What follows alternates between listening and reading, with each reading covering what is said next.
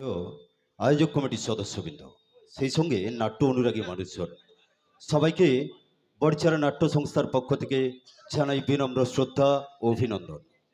পরম পুরুষ শ্রী শ্রী রামকৃষ্ণ পরমহংসদেব ও শ্রী শ্রী শ্মশান কালী মায়ের চরণে প্রণাম জানিয়ে শুরু করছি সম্পূর্ণ এক কাল্পনিক নাটক সত্যম শিবম সুন্দরম।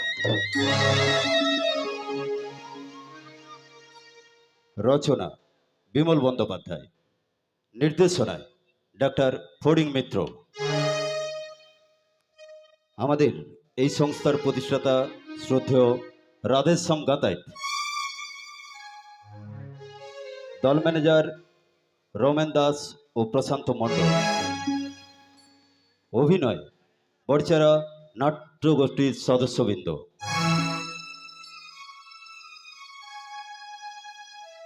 শুরু করছি সম্পূর্ণ কাল্পনিক নাটক সত্যম শিবম সুন্দরম।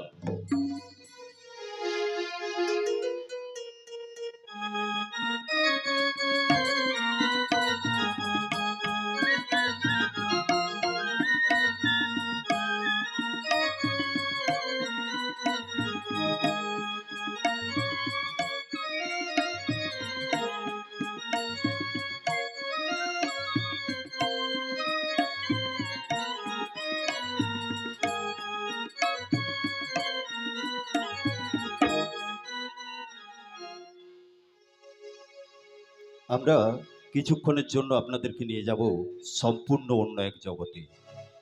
সে জগৎ সবার অচেনা, অথচ সে জগৎকে ঘিরে সবার অনেক কৌতূহল। কি হয় আমাদের মৃত্যুর পর? আমরা কি শুধুই মৃতদেহ, নাকি মৃত্যুর পরেও রয়েছে কোনো আশ্চর্য জগৎ?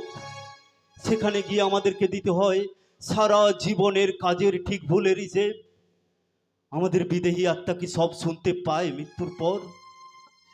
আজকে আজকে আমরা খুঁজবো সেই সমস্ত প্রশ্নের উত্তর। নাট্যকার বিমল বন্দ্যোপাধ্যায়ের লেখনীতে প্রস্ফুটিত হয়েছে কয়েকটি মৃতদেহের জীবনী। তাই চলুন সেই সমস্ত মৃতদেহদের জীবন কাহিনী শোনাতে আপনাদেরকে নিয়ে যাই এক মহা শ্মশানে।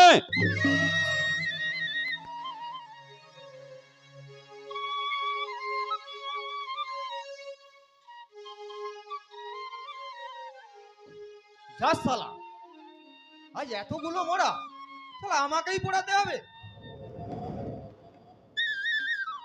মরা পোড়াতে পোড়াতে নিজেই শালা ঘাটের মরা হয়ে গেছে। যাই, যাকে পোড়াতে যখন হবে তখন প্রথম চুল্লিতেই আগুনটাই দিয়ে দেই, তারপরে না হলে একটু জমিয়ে বসে নেশা টেশা করবো।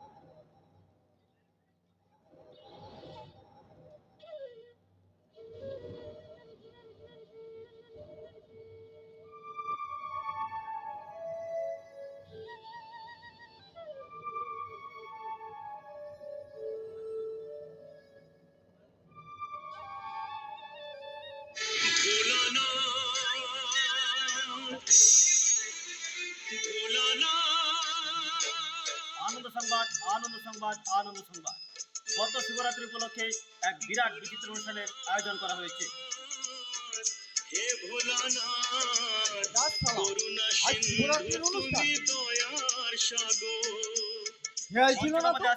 ইন্ডিয়ান আইডল খ্যাত গত বছর যা মজা করেছিলাম না, তাই আপনারা দলে দলে যোগদান করে আমাদের এই অনুষ্ঠানটিকে এতগুলো মরা পুড়িয়ে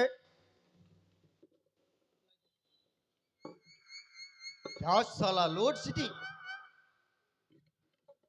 আগে তো কোনোদিন এমন হয়নি।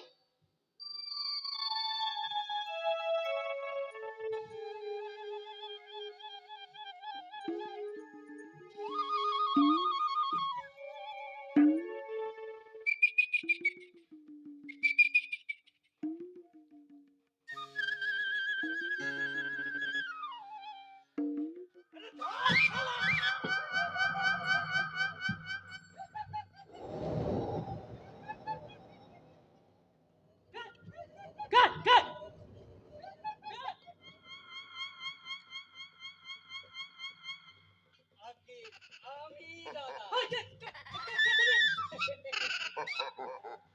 মাজিলপুরি রমেশ বাবু মাজিলপুরের হেই হেই হেই তুই জানতো না মোড়া আগে দাদা মোরা তো বটি তা না হইলে আপনার পাশে এই শ্মশানে এসে শুই আসি তা দাদা এই ধ্যাত ইয়ে বলে উঠে বুঝলেন যে বড় আর বসবো না সারা জীবন জানো ভাই সারা জীবন না মাথার ঘাম পায়ে ফেলে ছেলেগুলোকে মানুষ করলাম আর এই ফল হলো দাদা কি ফল হইল দাদা আরে কোথায় জীবনে বড় সাত ছিল মরণের পর একটা মুম্বাই খাটিয়ায় চড়ে হেলতে এখানে আসবো তাছাড়া ছেলেরা কান তো দিলই না সেটাই কাটা পুকুর থেকে বের করে কোন এক মোড়া পড়ার এজেন্সি উঠেছে এখন কি মোড়া পড়ার এজেন্সি ওই এজেন্সির হাতে মোড়া আমার বডিটা তুলেই দিল আর তারা কি করলো জানো কি করলো এই বিকট ভাবে বলে হরি হরি বল বলো হরি হরি বল এরকম করতে করতে এখানে নিয়ে এলো আমার না মোড়া বুকের মধ্যে হাঁক পাকিয়ে উঠেছিল একেবারে মরে যাবার জোগাড় আচ্ছা আচ্ছা ভাই বলো তো একটা বোম্বাই খাটের দাম কত হতে পারে বোম্বাই খাটের দাম হ্যাঁ ভাই হ্যাঁ তার বদলে কি করলো জানো 17.5 টাকা দিয়ে একটা পচা দড়ির খাটিয়ায় আমাকে আস্তে পিষ্টে বেঁধে এখানে নিয়ে এলো ভাগিস ভাগিস একটু পাস মারতে যাবো মোচাক করে আমার কোমরটা ঝুলে গেল ভাগিস একটু সাবধানে ছিল নইলে না কোমরটা বেকায়দার পরে আবার ভেঙে যেত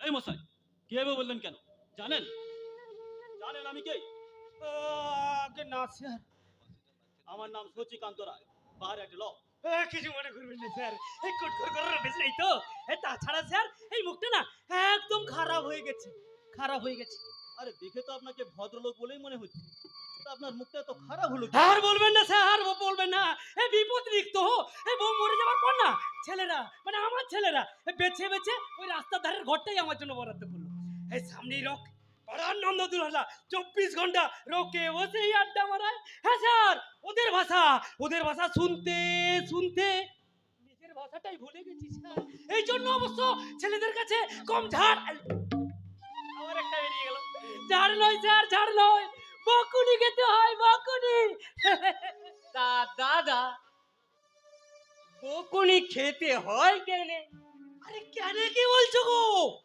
ওই মাঝে মধ্যে কোনো বৌমা এসে হয়তো আমাকে ডাকলো বাবা আমার মুখ থেকে এমনি বেরিয়ে গেল কাবে এই জন্যই তো লোকে বলেছে সৎসঙ্গে স্বর্গবাস আর অসৎসঙ্গে সর্বনাশ যাই হোক আপনাকে একটা অ্যাডভাইস মানে উপদেশ দিল আর আমার একটা অ্যাডভাইসের কষ্ট কত জানেন কত স্যার কত হ্যাঁ ওই তুহুরি মুহুরি নিয়ে মাই সেটেল কস্ট ইজ 10,000 ওয়ান আর সেটা আপনাকে আমি বিনা পয়সায় দিল আর কেন বলুন তো কেন স্যার কেন পরে বড় করে কাটবেন আরে কাটবো আর কেমন করে মরে গেছি তো ওই ব্ল্যাক মানি রাখার জায়গা কোথায় যাই হোক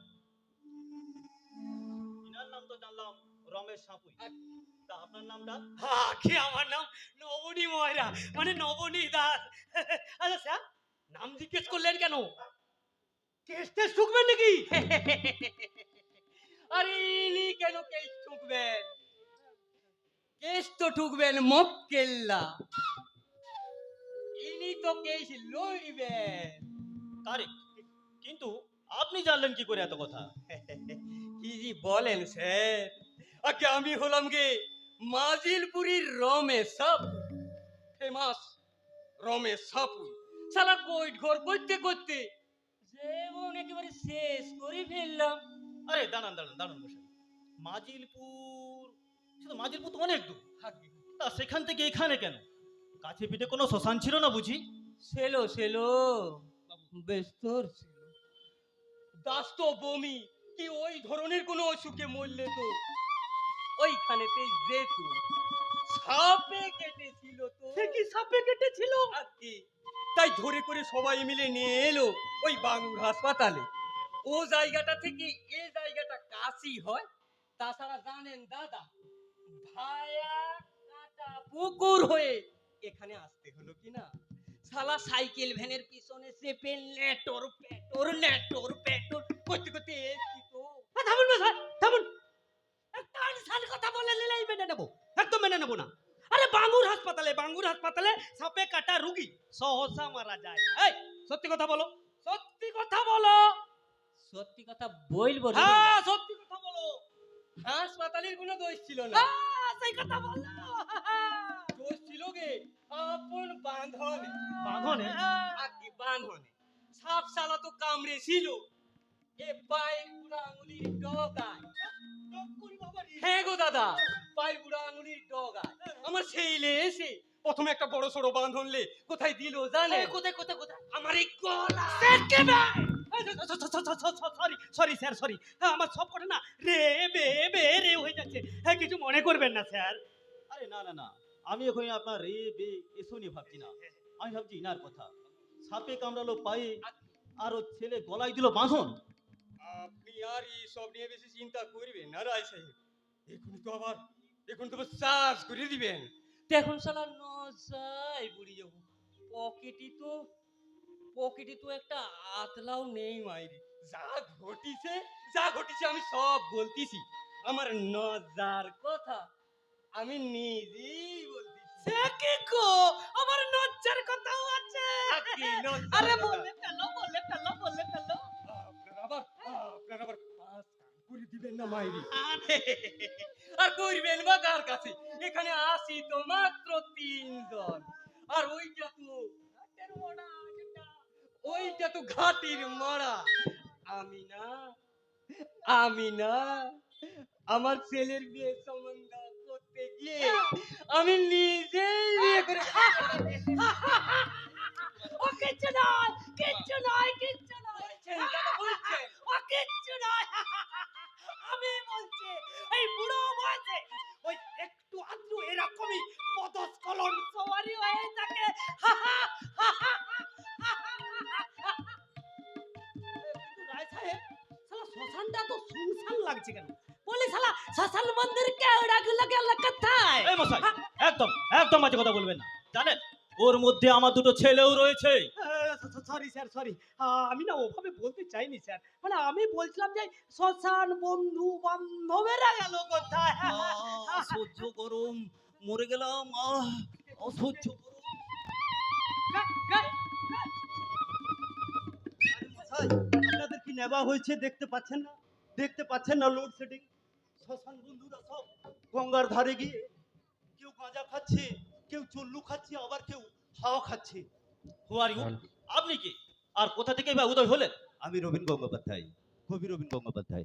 আমি ছিলাম ওই 1 নম্বর চুল্লি। 1 নম্বর সুলিতে ঢুকে পড়েছিলাম মশাই। সবে সুইচটা দেওয়া হয়েছে, আমার এই চুলগুলো পিট পিট পিট পিট করে পড়তে শুরু করেছে।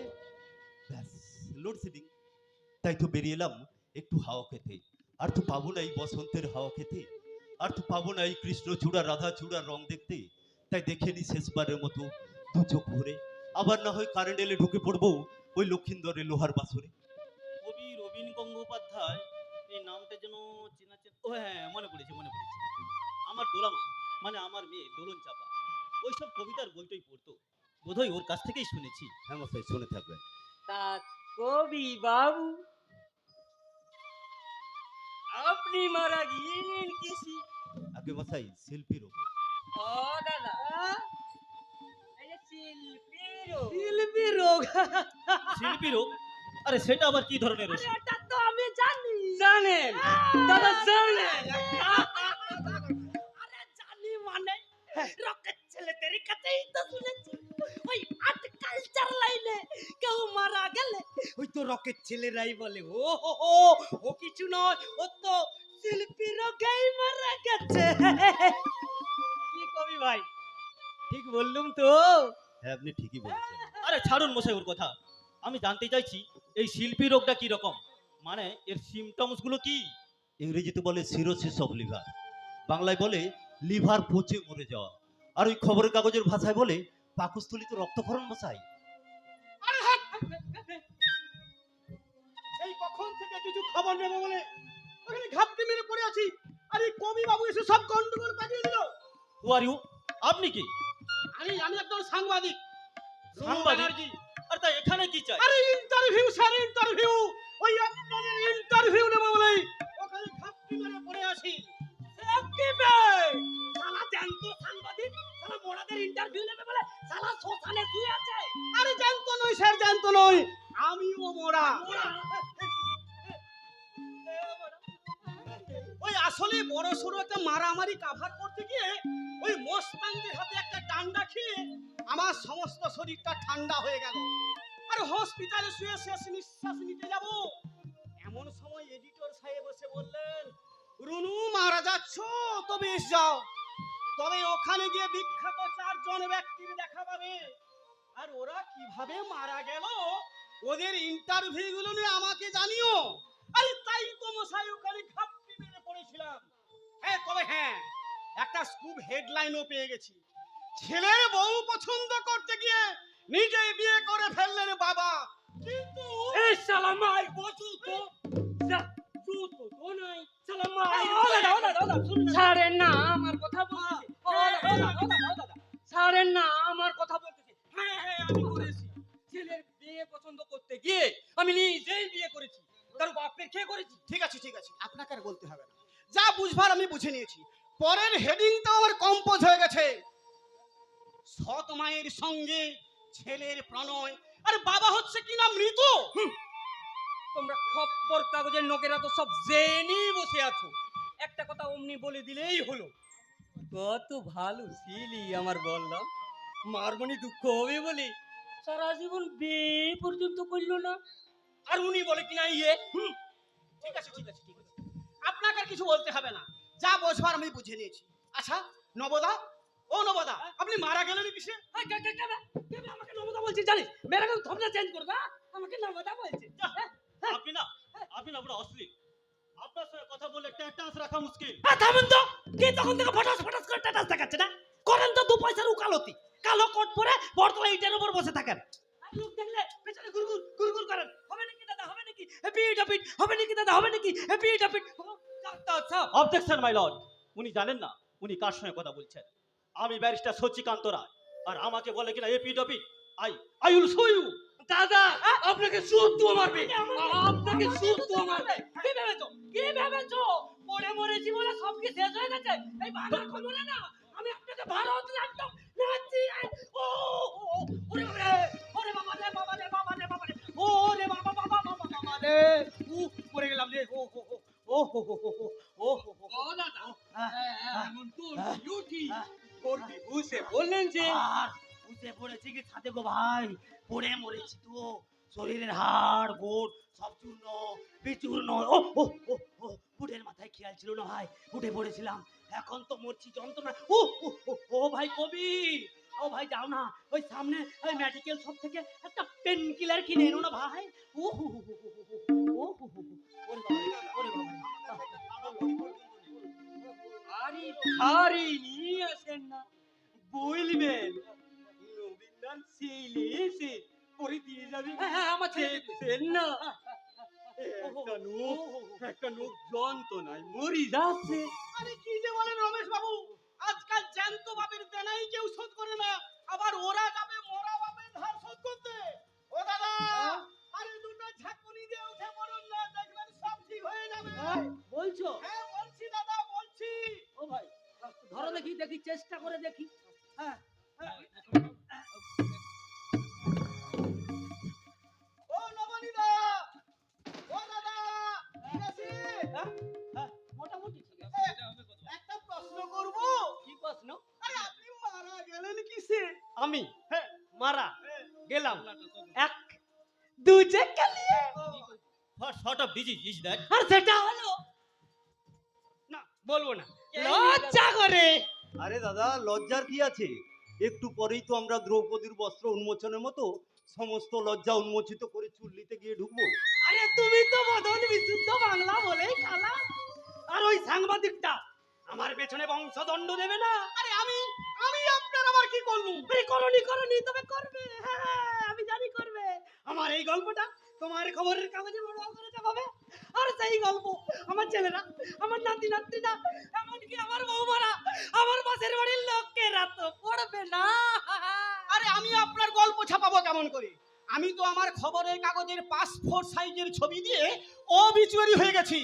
আমার লেখার কখনো বেরোবে না। আরে সাংবাদিক তো একটু ঘাটতে ভালোবাসি। মাইরি বলছো? হ্যাঁ ভাই। আরে উনি তো কথাই দিলেন। আরে কথা দিলেন মানে উনি তো কথা দিলেন উনার ভাষায়, আমার ভাষায়, আমার লোকের ভাষায় লোকে কথা দিতে হবে। মাইরি বলো, মাইরি বলো। আপনার এইরকম অ্যাডামেন্ট উইটনেস। এই, আপনি এবার ফোন কাটছেন কেন? আপনি এবার ফোন কাটছেন কেন? ঠিক আছে, আর কথাই বলবো না। দাদা, ও দাদা, আপনার রাগ পড়িছে? কেন? তাতে তোমার লাভ কি? ও, আমার কেচ্চার কথাটা শুনে নিজের কেচ্চাটা একটু ওজন করে নেবে, তাই না? সি সব কথা লয়, সি সব কথা লয়। তাহলে জেন্টি পঞ্চায়েতি প্রধান হিসেবে অনেক কেসার সমাধান করেছি তো, তাই মনে বড় সাধ ছিল, মানে যে এখন চান্স পেয়েছি মরণের পরেও একটা কেসার সমাধান করি যাব। এই ও, এই কথা। তাহলে দাঁড়াও দাঁড়াও, আমি বলছি না। ও ভাই কবি, কবি ভাই, চট্টনে ছাড়ি কোচে দেখে এসো না। ওই ওই পানে না আমার ছেলে বা নাতিরা কেউ আছে কিনা? কিন্তু দাদা আমি ওদেরকে চিনবো কেমন করে? আরে চিনবে চিনবে চিনবে, এক গাছে তার দু রকম ফল হয় না। শালা ময়রার ছেলে, শালা গায়ের রং দেখে চিনবে, পেটের বদন দেখে চিনবে। শালাদের না গাধার মতো কান, শ্যামবাজারে ফিস ফিস ফিস ফিস করে কথা বললে না শালারা টালিগঞ্জে বসেও শুনতে পায়। না দাদা, এইরকম সাইজের কোনো মাল আমি দেখতে পাচ্ছি না। তাহলে দাঁড়াও, বলছি দাঁড়াও। হ্যাঁ বলছে, শোনো ভালো করে শোনো তোমরা। একদিন না দুপুরবেলা ওই ছেলেরা কাজে কমবে, হ্যাঁ নাতি নাতনিরা স্কুল কলেজে, হ্যাঁ বৌমারা না ওই ঘরে খিল দিয়ে ঘুমিয়ে পড়েছে। আমি বাড়ি থেকে বুক করে বেরিয়ে ব্লকে একখানা টিকিট কেটে ঢুকে পড়লাম এক দুজে কেলিয়ে দেখতে। ব্যাস, তারপর সেটাই আমার কাল হলো। কেন দাদা কেন? আরে এই বসন্তের বাতাস বড় খারাপ দাদারা। বিকেলে ছাদে পাইচারি করি আর সেই হিরোইনটা রতির কথা মনে হয়ে যায়। হ্যাঁ, বহু করে ফাগুনের বাতাস বইছে আর আমার বুকের ভেতরটা কারখানার উনুনের মতো হু হু হু করে জ্বলে উঠছে। মনে হয় এই রকম যদি একটা হিরোইন পেতাম তাহলে জীবনটাকে ব্যাক গিয়ারে ফেলে বাইক কিংয়ে মাথায় এসে নামিয়ে একটা কোড়া বাগের সন্দেশ করে ফেলি। মাথাটা আমার বিগড়ে গেল। রতিকে, হ্যাঁ রতিকেই আমার চাই। কেন দাদা? তারপর আর কি, তারপরে ছাদে পাইচারি করছি আর রতির কথা ভাবছি, পাইচারি করছি আর রতির কথা ভাবছি। মাঝে মধ্যে কোনো বৌমা এসে বললো, বাবা আমার মুখ থেকে এমনি বেরিয়ে গেল ক্যাপা। আর নিচে এসে না সারা ছেলেদের বকুনি খায়। আপনার টাইমটা তো বড় খারাপ যাচ্ছে দাদা। একবার জ্যোতিষী রে দে এই হাত খান দেখাই একটা কবচ টবচ নিলেন না? কবজ নিতে যাবো না, বলি কবজ নিতে যাবো কেন? আমিও নবীন ময়রা, একসঙ্গে 14,500 রসগোল্লার অর্ডার নিয়ে টাইমলি ডেলিভারি দিয়েছি। পুরস্কার বলে তো একটা কথা আছে না? আরে হলো দাদা হলো। আরে হবে না মানে ইয়ার কি? হঠাৎ একদিন পাশের ছাদে তাকিয়ে দেখি রতি, এক চারটা আমার রতি পাশের বাড়ি ভাড়া এসে ও তাকিয়ে দেখে দুষ্টু মিষ্টি রতিটা আমার দিকে তাকিয়ে মুচকি মুচকি আসছে। আমি একগাল হেসে না রিপ্লাই দিলাম, হ্যাঁ। সে কি দাদা, ওই ভোগ লাগালি? আর তখন আমার দুপাটি ছিল। ওই ঘাটে আসার সময় আমার হেড গাড়ি কর বড় ছেলের কাছে বায়না ধরলো আমার এই বানানো দুপাটি শোকেছে সন্দেশের কাছে সাজিয়ে রাখবে স্মৃতি চিহ্ন হিসাবে। সাকি সাকি বটো আসি বাসি কোথায় এসে যাচ্ছে? আসল কেসের কি হইল তাই বলেন দাদা? তারপর কি হইল? তারপর তারপর তো প্রথম 3 দিন অপক্ষের ভিগ হাসি এ পক্ষের ভোগরিপটাই, অপক্ষের ভিগ হাসি এ পক্ষের ভোগরিপটাই। চতুর্থ দিনে জানো ভাই, চতুর্থ দিনে চতুর্থ দিনে শুনিয়ে একটা গান চালালাম। আরে কোন গানটা দাদা? ওই হরি দিন তো গেল সন্ধ্যা হলো, পার করো আমারে।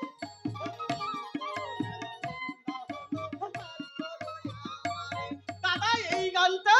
আরে তোর মাথায় ও গানটা গাইতে যাবো কেন? হ্যাঁ? কোন গানটা? আরে আমি তখন এক দুজনকে নিয়ে কমল হাসান হয়ে গেছি না? ও আচ্ছা আচ্ছা। কমল হাসান আমি তখন গাইলাম কোনটা গাইলেন দাদা? मेरे जीवन साथी আহা प्यार किए जा जवानी दीवानी सत्यम शिवम सुंदरम सत्यम शिवम सुंदरम सत्यम शिवम सुंदरम আর হবে ব্যারিস্টার সাহেব, বাধা দেবেন না, বাধা দেবেন না। দেখছেন না আসরটা কেমন জমে উঠেছে? নবীনদা, তারপর কি হইল? তারপর তারপর তো ওই রতি রতি আমার ছাদের দিকে ঝুঁকে বললো, দাদু বুঝি এক দুজেকে নিয়ে দেখেছো? আমি মনে মনে বললুম, দাদু কি গো, আমি যে তোমার দামাল হিরো কমল, তুমি যে আমার বুকের মধ্যে সোনপাপড়ি তৈরির নিবু নিবু আজ গনগনিয়ে তুলেছে গো রতি। কিন্তু মুখে বললাম হ্যাঁ হ্যাঁ তিনবার দেখিছে। তোর মূর্খ তোর! তিনবার? ওকে বললাম তিনবার। শালা একবার দেখে আমার যা অবস্থা না, আমার বুকের মধ্যে যেন কে হামাদিস্তা দিয়ে ফকির ভাঙছে। তারপর কি হলো রমণীদা? তারপর তো এই করতে করতে কমে কমে আলাপ যখন উঠলো জমে। এই জন্য না, আমি এই জন্য এই সমস্ত পারভাটের লোকেদের একদম সহ্য করতে পারি না। ব্যারিস্টার শশীকান্ত রায় পারভাটের লোকেদের সহ্য করতে পারেন না? বলি ব্যারিস্টার শশীকান্ত রায়, আমি যদি আপনার মক্কেল হতুম তখন কি করতেন? বলি তখন কি করতেন? এখন কি করতেন? এখন কি করতেন?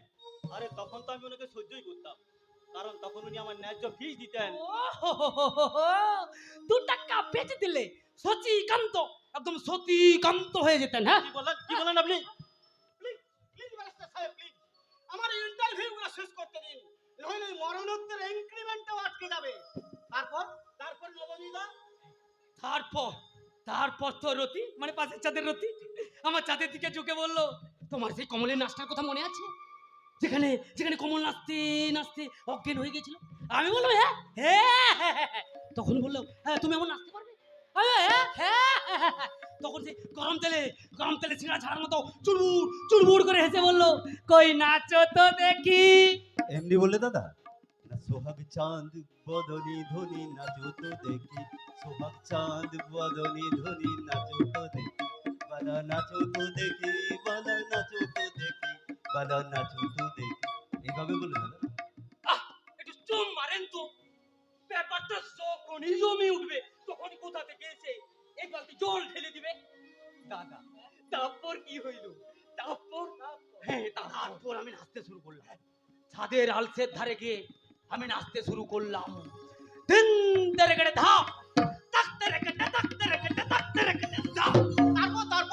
তারপরে তেই কথা। জানো ভাই, ছাদের আলসেটা না বহুদিন ধরে পুরানো ছিল।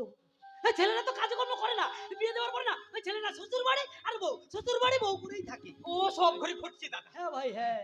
আর আমি আবেগের বসে লাস্তে লাস্তে ওই ভাঙা আলসের উপর গিয়ে পড়লাম। তারপর ভাঙা আলসে সমেত নিচের ফুটপাতেতেই কাত। দিন তেরে কেটে তাক। আর তারপর কি কাটা পুকুরে এখানে?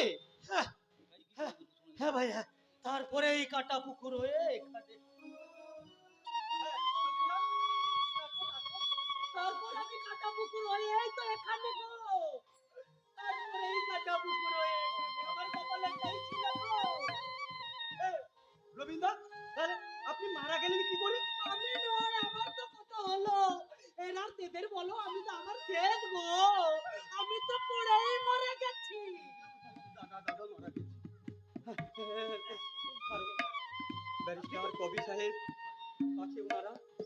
বলুন, এবার আপনি বলুন। সবাই যখন বলছে আপনি বাবা কি থাকেন কেন, আপনি বলুন। আমি তো মাতাল কবি, তাই চারদিকে আমার বদনাম। কিন্তু আমি আমার জীবনের শেষ কবিতাটা লিখেছিলাম হিন্দুস্তানের তামাম বাবা মা যারা ছেলে মেয়েদের বিয়ে দিতে যাচ্ছেন তাদের উদ্দেশ্যে লিখেছিলাম। কিন্তু আমার সেই কবিতাটা কোথাও ছাপা হয়নি। শুনবেন, শুনবেন আমার সেই কবিতাটা। আরে শোনাই যাক না। আরে কি বলেন দাদারা, এই শ্মশানে নূতন একটা জিনিস হবে, ওই পদ্ম পাঠের আসর। আমার কোনো আপত্তি নেই, তোর জানো কবি ভাই, তাহলে ঘুমিয়ে টুমিয়ে যেন না পড়ি। কেন দাদা, ঘুমায় পড়বেন কেন? আরে কেন মানে, ওই ছোটবেলায় ওই ঠাকুমা দিদিমারা ওই কবিতা শুনিয়ে গান শুনিয়ে ঘুম পাড়াতো তো, ও। শালা অভ্যাসটা থেকেই গেছে। যাই হোক কবি ভাই পড়ো ভাই, পড়ো পড়ো পড়ো পড়ো, আমরা একটু বুঝে পড়ি ভাই, বুঝে পড়ি। আমার এই কবিতার নাম আমি এক বোতল বিয়ার খেতে চেয়েছিলাম। আরে দূর বাস্তায়, শালা খেতে পাবা না জিনিস মেলে না, শালা নবনী দাসের জল ভরা তাও থাক, রসগোল্লা সব ছেড়ে বিয়া থা থা থা থা। আরে থামুন না দাদারা, থামুন। এই শুরু করুন কবি বাবু, আপনার কবিতাটা আপনি শুরু করুন। আমি এক বোতল বিয়ার খেতে চেয়েছিলাম, তাই বাজার থেকে কিনে আনলাম এক বোতল ঠান্ডা বিয়ার। গ্লাসে ঢেলে আইস করে বসে চুমুক দিতে যাব, হঠাৎ হঠাৎ মনে হলো না, আজ থাক, আজ বিয়ার খাবো না। যেদিন দেখবো খবরের কাগজে বেরোয়নি দেশের কোনো না কোনো কোণে কোনো না কোনো মেয়ে গলায় দড়ি দিয়ে কিংবা ছাদ থেকে লাফিয়ে পড়ে আত্মহত্যা করেছে, তার বাবা উপযুক্ত বরপণ দিতে পারেনি বলে, সেদিনই খাবো বিয়ার। কিন্তু কিন্তু আমার পোড়া কপাল, প্রত্যেক দিনই কাগজ খুলে দেখি আজ বাংলায়, কাল দিল্লিতে, পরশু পাঞ্জাবে দেশের কোনো না কোনো কোণে কোনো না কোনো মেয়ে আত্মহত্যা করেছে, কিংবা তাদেরকে হত্যা করা হয়েছে ওই শ্বশুর বাড়ি নামক দানবের খিদে মোটেনি বলে। আমি আমি মনে মনে আমার বোনেদের উদ্দেশ্যে বললাম, হে আমার বোনেরা, তোমরা কি একটা দিনও রেহাই দিতে পারো না, যেদিন যেদিন তোমার এই তৃষ্ণার্ত দাদাটা একটা বোতল বিয়ার খেতে পারে? ওরা শুনলে না আমার কথা। প্রত্যেক দিন ওরা কাগজে খবর হয়ে বেরোতে লাগলো। আমার আর বিয়ার খাওয়া হয় না। কিন্তু হঠাৎ হঠাৎ কেন জানি না, হঠাৎ মনে হলো কাল সেই দিন, কাল আমি খেতে পারবো বিয়ার। পরের দিন সকালবেলায় খারাপ মন নিয়ে বাজারে চলেছি, হঠাৎ হঠাৎ ওই কোটিপতির সঙ্গে দেখা। মুখ চেনা ছিল, উনি যেচেই আলাপ করলেন, কি খবর, কেমন আছেন, ভালো তো? আমি বললাম না, ভালো নেই। উনি বললেন, কেন কেন কেন? আমি তখন আমার বিয়ার খাওয়ার ইচ্ছাটা এবং খেতে না পারার কারণটা ওনাকে সবিস্তারে বললাম। উনি তখন বললেন, আরে মশাই খান না, এক বোতল কেন, 2, 3, 4 যত ইচ্ছে খান এবং আমারই পয়সায়। আমি বললাম, তা কি করে হয়? কাল আপনার পুত্রবধূ আত্মহত্যা করেছে না, সে খবরটা তো আজকে প্রত্যেকটা কাগজে বেরিয়েছে। উনি বললেন, না, বেরোয়নি। আমি তখন সাগ্রহে জিজ্ঞাসা করলাম, কেন কেন কেন? উনি তখন হেসে বললেন, আরে মশাই, আমার অনেক টাকা কিনা, তাই সমস্ত কাগজগুলোকে আমি কিনে নিয়েছি। এবং সত্যিই তাই। বাড়ি ফিরে তন্ন তন্ন করে প্রত্যেকটা কাগজকে আমি খুঁজে দেখলাম, কোথাও পেলাম না ওই ছোট্ট খবরটা। আমি আমি মনে মনে আবার খুশি হলাম। বাজার থেকে কিনে আনলাম এক বোতল ঠান্ডা বিয়ার, গ্লাসে ঢেলে আইস করে বসে চুমুক দিতে যাব, হঠাৎ হঠাৎ ওই রঙিন পানীয়র মধ্যে ভেসে উঠলো একটা নিষ্পাপ ফুলের মতো মুখ। সে যেন তার দু চোখ ভরা জল নিয়ে আমায় বলছে, দাদা, আজ না হয় নাইবা খেলে অন্তত আমার জন্য। আমি আমি গ্লাসটা সরিয়ে রাখলাম, আমার আর বিয়ার খাওয়া হলো না। অথচ অথচ আপনারা বিশ্বাস করুন, আমি ভীষণ ভাবে একটা বোতল বিয়ার খেতে চেয়েছিলাম, ভীষণ ভাবে একটা বোতল বিয়ার খেতে চেয়েছিলাম, ভীষণ ভাবে একটা বোতল বিয়ার খেতে চেয়েছিলাম।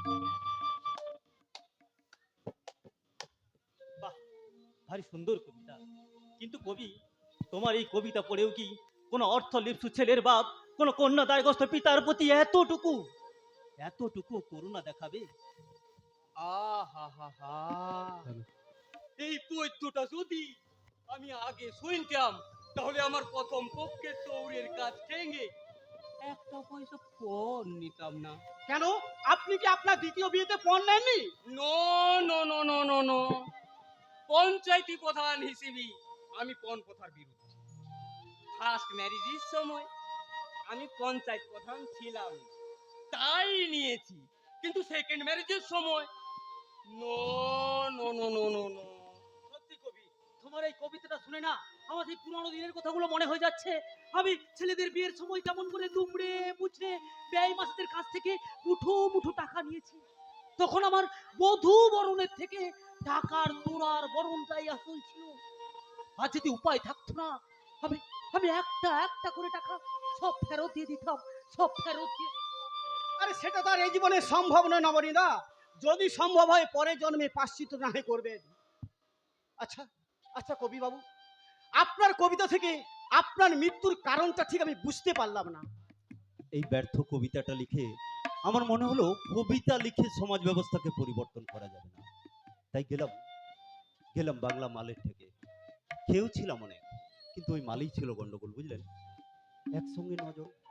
ব্যাস ব্যাস ব্যাস, আপনারটা ব্যাপার আমি বুঝতে পারলাম। প্লিজ প্লিজ ব্যারিস্টার সাহেব, এবার আপনার ইন্টারভিউটা। আমার ইন্টারভিউ? আরে কি হবে আমার ইন্টারভিউ নিয়ে? আমি তো একজন ইনকাম ট্যাক্স ফাঁকি দেওয়া অর্থলোলুপ ব্যারিস্টার। আমার ইন্টারভিউ নিয়ে কি হবে? তবুও বলুন, সবাই যখন বলছি আপনি বা বাকি থাকেন কেন? আমার ইন্টারভিউ নয়, আমার confession. Confession? Yes, yes, my confession. I have killed my own child. Yes, আমি আমার একমাত্র বিলাভেড ডটার দোলন চাপাকে খুন করেছি।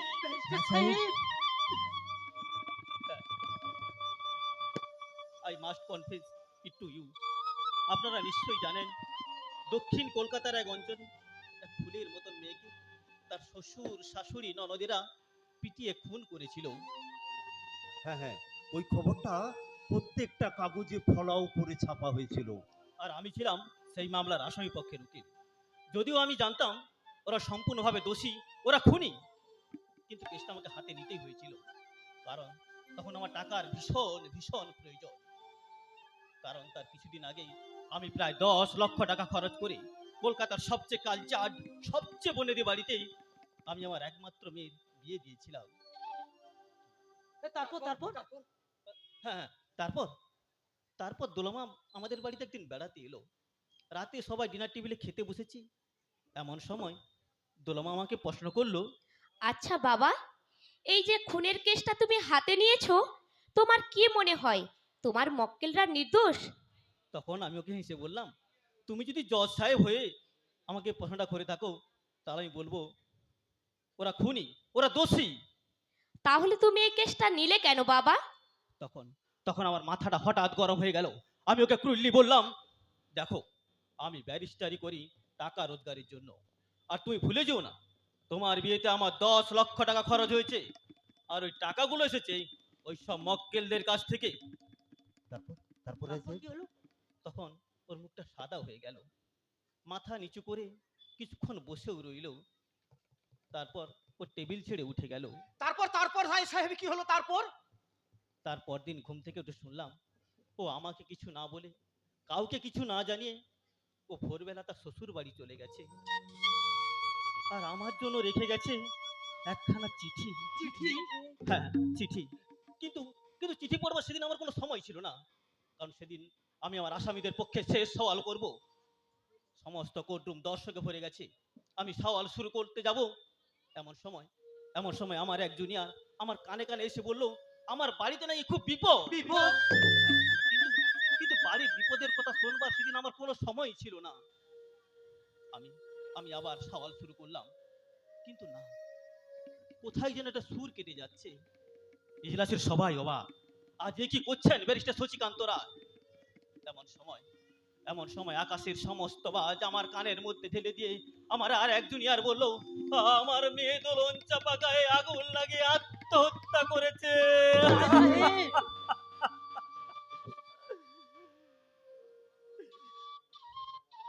তখন তখন আমি আমার মহামান্য আদালত, আমার মক্কেল, সব সব ফেলে আমি দৌড়ে গেলাম আমার দোলামার কাছে। কিন্তু কিন্তু ওরা আমাকে যেতে দিল না। আমার আমার দোলামার কাছে আমাকে যেতে দিল না। আমি আমি কাঁচের মধ্য দিয়ে দেখলাম আমার দোলামা কালো কয়লার মতন মুখখানা বার করে সারা শরীরটা একটা সাদা চাদরে ঢেকে নিথর পাথরের মতন পড়ে রয়েছে। আমার দিকে একবার দেখলো না পর্যন্ত। এক বুক শূন্যতা নিয়ে সিঁড়ির মুখটাতে দাঁড়িয়ে আছি। হঠাৎ হঠাৎ করে মনে পড়ে গেল সকালের সেই দোলামার চিঠিটার কথা, যেটা সকালে তাড়াতাড়িতে পড়া হয়নি। আমি তখন ম্যালেরিয়া রোগীর মতন কাঁপা কাঁপা হাতে সেই সেই চিঠিটাকে বার করলাম। দোলন চাপা ফুলের গন্ধ মাখা আমার সেই দোলামার চিঠি। কতদিন কতদিন পর চিঠি পেলাম ওর। সেই হোস্টেল ছেড়ে চলে আসার পর আর তো চিঠি লেখে না আমার দোলামা। আমি আমি সেই চিঠিটাকে খুললাম। আর সেই চিঠিটাতে কি লেখা ছিল জানেন? কি লিখেছিল? বাবা, চিঠিটাতে লেখা ছিল, বাবা, ভাগ্যিস তোমার আর মেয়ে নেই, থাকলে তাদের বিয়ে দেবার জন্যে তোমাকে আরো কত নৃশংস খুনিকে জেনে শুনে ও নির্দোষ প্রমাণিত করতে হতো। বাবা, আমি ব্যারিস্টার নই, তাই তোমার 10 লক্ষ টাকার দেনা শোধ করে যেতে পারলাম না। ক্ষমা করো, প্রণাম নিও। ইতি তোমার 10 লক্ষ টাকা খরচ করে দেওয়া মেয়ে দোলন চাপা। দোলন চাপা।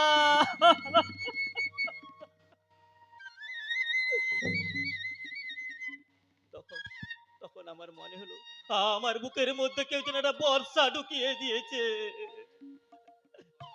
আচ্ছা, আপনারা বলুন না, I am not a murderer, I have not killed my own child.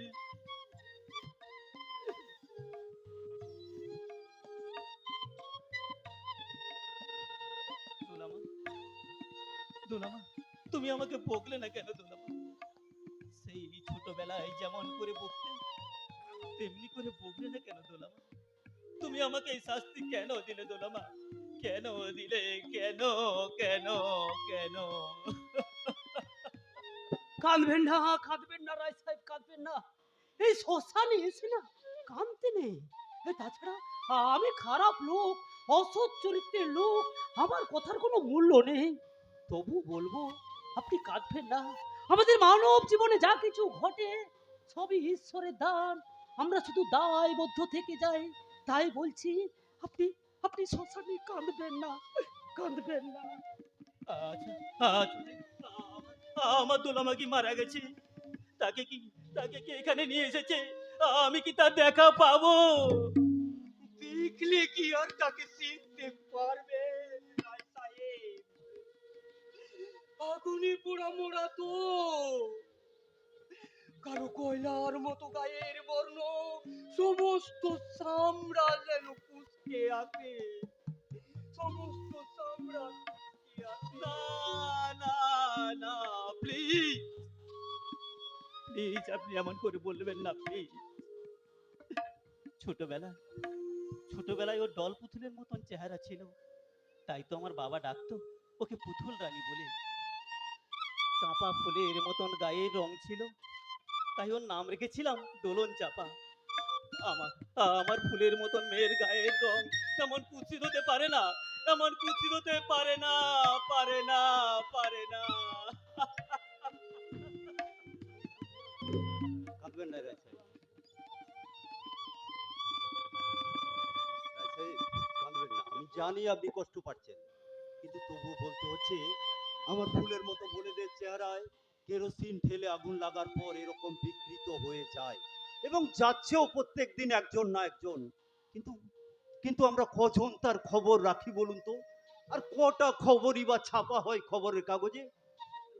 কবি, একজন সাংবাদিক হিসেবে আমি আপনার কথাটা মানি, কিন্তু কিছু কিছু খবর তো আমরা প্রত্যেক দিন পেয়ে থাকি। সেই সব অভাগিনী মেয়েদের কথা কজন ভাবি? আপনাদের মনে আছে কিনা জানি না, আজ থেকে বেশ কয়েক বছর আগে কানপুরে তিনটি বোন তাদের বাবা মাকে বর পণ দেওয়ার হাত থেকে একসঙ্গে আত্মহত্যা করেছিল। সেই খবরটা প্রত্যেকটা কাগজে ছবি সহ ছাপা হয়েছিল। আমরা ছবিটা দেখে আঁতকে উঠেছিলাম। পরদিন অফিস কাচারিতে আলোচনাও করেছি, কিন্তু কজন মনে রেখেছে তাদের কথা? আসলে কি জানেন কবি, যতক্ষণ না আমাদের বাড়িতে আগুন লাগছে ততক্ষণ আমাদের তাপ লাগে না, চেতনা আসে না। একটা প্রশ্ন জাগে আমার মনে, এখনো তো কথায় কথায় প্রতিবাদের ঝড় ওঠে। একটা ছাগল চাপা বলে রাস্তা রোকা হয়, রেল রোকা হয়, বৃদ্ধজনেরা রাস্তায় নেমে গলা ফাটায়, কিন্তু কেউ কি পারে না এই নিদারুণ সামাজিক অন্যায়ের বিরুদ্ধে প্রতিবাদ জানাতে? হ্যাঁ, নিশ্চয়ই পারে। আমি আশাবাদী লোক, আমি নিশ্চয়ই আশা করব। যা, কারেন্ট তো এসে গেল। বেশ বেশ জমি উঠেছিল আড্ডাটা, সব শেষ হয়ে গেল, সব শেষ। যাই যাই জায়গায় গিয়ে শুয়ে পড়ি। কিন্তু আমার আমার আমার যেন কত নম্বর ছিল। ও দাদা, ও দাদা, আমার কত নম্বর ছিল, আমার কত নম্বর, কত নম্বর।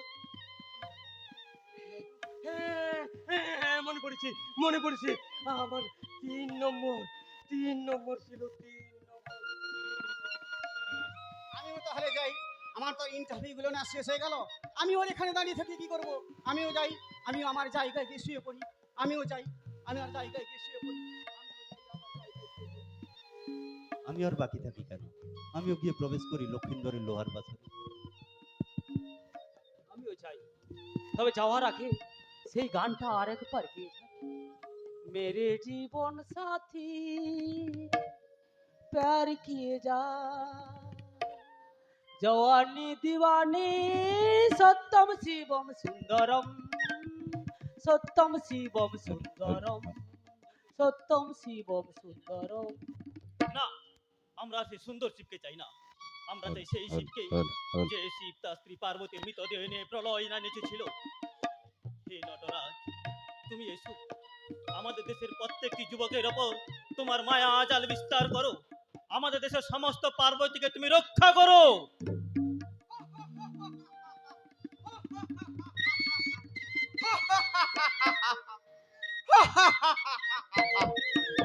আজ সারা আমি বেদম নেশা করেছি।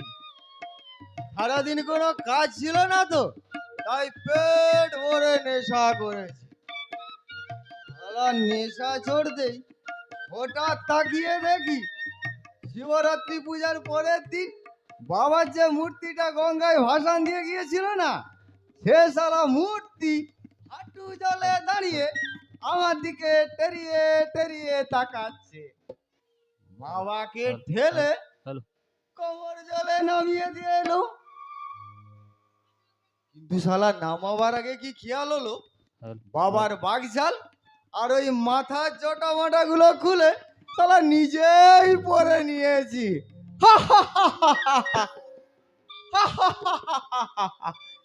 নেশার খেয়াল তো, কিন্তু শালা পরেই হয়েছে মুশকিল। নিজেকে কেমন বাবা বাবা লাগছে, মানে শিব ঠাকুর লাগছে। কিন্তু কিন্তু এই শালা ডোমের জীবনে যত কচি সাধবা মেয়েদের পুড়িয়েছি, হ্যালো। যত মাথায় চাউড়া সিঁদুরালা মেয়েদের পুড়িয়েছি না, আজ আজ তাদের কথা ভীষণ মনে হচ্ছে। তাদের সব পার্বতী মনে হচ্ছে। না না না না না না না, আমি শালা আর কোনো পার্বতীদের পুড়েতে পারবো না। হ্যাঁ, সবাই শুনে রাখুন, আজ থেকে এই শ্মশানে কোনো পার্বতী পুড়বে না। শুধু এই শ্মশানে কেন, কোনো শ্মশানে কোনো পার্বতী পুড়বে না, পুড়বে না, পুড়বে না। ভোলেনাথ, ভোলেনাথ, তোমার চরণে দোহাই। অসংখ্য ধন্যবাদ বড়চারা নাট্য সংস্থার পক্ষ থেকে আয়োজক কমিটির সদস্য, সেই সঙ্গে নাট্য অনুরাগী মানুষজন সবাইকে অসংখ্য ধন্যবাদ জানিয়ে আমরা আমাদের ক্ষুদ্র প্রয়াস শেষ করলাম। সমস্ত নাটকে অংশগ্রহণকারী সমস্ত সদস্যদের বলছি, আপনারা মঞ্চে থাকুন, আপনারা সবাই মঞ্চে থাকুন। হ্যালো, আমাদের এই বরচরা সার্বজনীন শ্রী শ্মশান কালী পুজো কমিটির পরিচালনায় যে পরপর কয়েকদিন অনুষ্ঠানে আজকে তার দ্বিতীয় দিন, আমরা প্রথম পর্বে দেখলাম আজকে নাটক। এই নাটকে মুগ্ধ হইয়া আমাদের গ্রামের অর্থাৎ বরচরা গ্রামের এক্স মিলিটারি সম্মানীয় সঞ্জয় ঘোড়াই মহোদয় ভারতীয় মুদ্রা 101 টাকা পুরস্কার করছেন। সবাই একটু করতালির মধ্য দিয়ে সম্বর্ধনা জানাবেন। আমরা পুরস্কার তুলে দিচ্ছি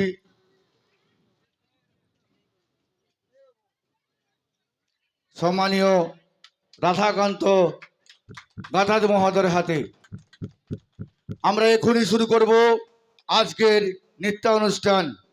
সেই সঙ্গে আমাদের যারা আজকে নাটকে পরিবেশন করেছিলেন গ্রামের ছেলেরা সবাই, খুব সুন্দর নাটক হয়েছে। 1 মিনিট একটু কথা বলে দেওয়ার জন্য বলবো। বর্তমান অবক্ষয়ী সমাজে আমরা দাঁড়িয়ে আছি। রাজনীতির প্রতিহিংসা, ধর্মের নামে খুনাখুনি, অনেক কিছুই হচ্ছে। তবু আমরা এই ক্ষুদ্র প্রয়াসটা সবার কাছে একটু চেষ্টা করেছি। হয়তো আপনাদের মনের মতো আমরা ফুটিয়ে তুলতে পারিনি, তবে আমরা আমাদের সেরাটা দেওয়ার চেষ্টা।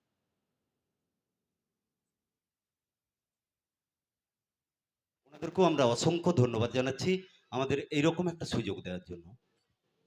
আমি একটু বলছি, ব্যাপারটা হচ্ছে আর একটু বলি যে আমরা এই নাটক মানে এই ধরনের নাটক করার চেষ্টা করছি এই কারণে যে আমরা দীর্ঘদিন মানে বিভিন্ন অনুষ্ঠান তো দেখছি, সেই যে অনুষ্ঠানগুলো একঘেয়েমি হচ্ছে কিছু কিছু অনুষ্ঠান, তাই আমরা পুরানো দিনের এই নাটক থিয়েটার আমরা এইভাবে মানে আগামী দিনে যাতে এইসব মঞ্চস্থ করতে পারি, তাই জন্য আমরা এই নতুন প্রয়াস আমাদের।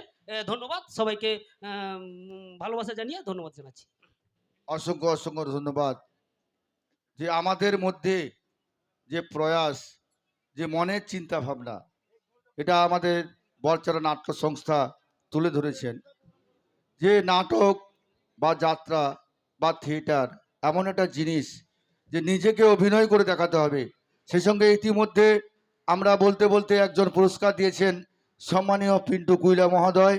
উনি ভারতীয় মুদ্রা 10টি টাকা পুরস্কার করেছেন। 10 টাকা নয়, 10 লক্ষ টাকা। এই পুরস্কারটি আবার তুলে দিচ্ছি সম্মানীয় রাধাকান্ত কাঁতাদ মহোদয়ের হাতে।